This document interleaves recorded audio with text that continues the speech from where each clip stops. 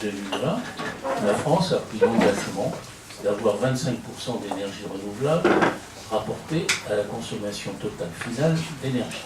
Ça, c'est un premier point. Deuxième point, non moins important, il y a eu des orientations définies par le président de la République concernant le mix électrique.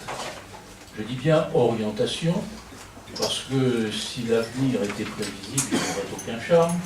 Il se passera ce qui doit se passer, mais on peut prendre comme hypothèse de travail, à horizon 2025, 50% de nucléaire dans le mix énergétique. Et comme bien entendu, il serait totalement indécent d'avoir à cet horizon davantage d'émissions de CO2 dues à l'électricité qu'aujourd'hui, ça signifie qu'il ne peut pas y avoir plus de 10% de thermique à flamme brûlant du gaz à cet horizon. Reste donc 40% d'énergie renouvelable pour produire l'électricité.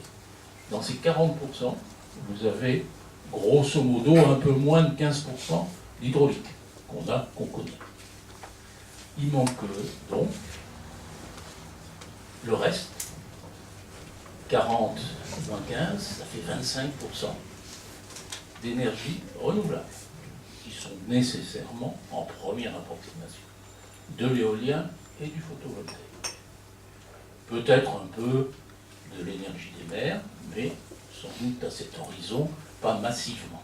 Alors ici, nous allons sans doute, parce que c'est la vocation de notre association, parler surtout du bâtiment, et vous voyez que ça intervient à deux titres.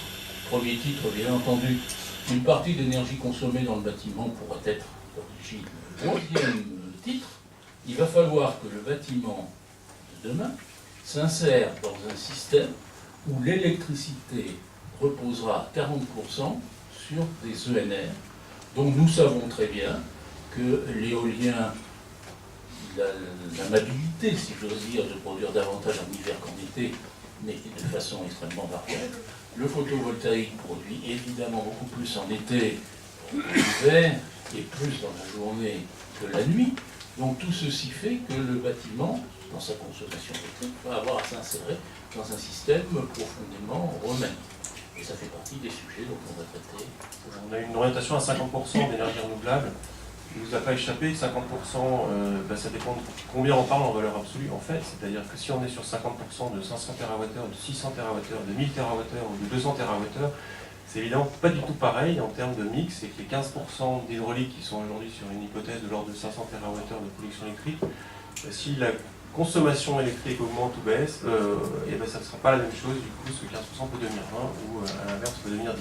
Le groupe de travail dans le cadre du débat national autour de la transition, qui est ressorti comme étant extrêmement clivant, c'est sur la question de la sobriété de la trajectoire de demande énergétique. Donc avant de venir sur le sujet des ENR et de comment on va produire cette énergie, il y a d'abord la question de savoir quel sera le besoin, à quel type d'échéance et comment on y arrive. Le choc de compétitivité de Gallois, qui est à 1 milliard, ça représente à peine un tiers de la facture pétrolière et gazière de la France, 68-70 milliards. C'est quand même un petit sujet, donc si on est capable, à travers les réglementations, y compris dans l'existant, de faire basculer des usages fossiles, fuel, gaz, vers des usages plus vertueux, renouvelables et électriques, clairement on a un impact sur la balance commerciale, donc sur la compétitivité du pays. Là on a un enjeu de société tout à fait majeur. Je donne juste un exemple. Aujourd'hui vous avez 4 millions de maisons sur le fuel. Si vous installez des systèmes type pompe à chaleur hybride avec une réutilisation d'un petit peu de fuel pendant certaines périodes où il fait très froid, des pompes à chaleur très efficaces, vous avez un moyen de réduire très fortement les émissions de CO2 et la dépendance également au pétrole importé. Juste une petite question, parce que les RT 2012 prévoient quand même 10% d'énergie renouvelable dans le bâtiment. On a des solutions de pompes à chaleur du haut qui font chauffage aux chaudes sanitaires. Et puis dans le recours aux énergies renouvelables, on va utiliser dans certains cas du photovoltaïque pour faire surtout de la pointe pour atteindre le niveau requis en CET.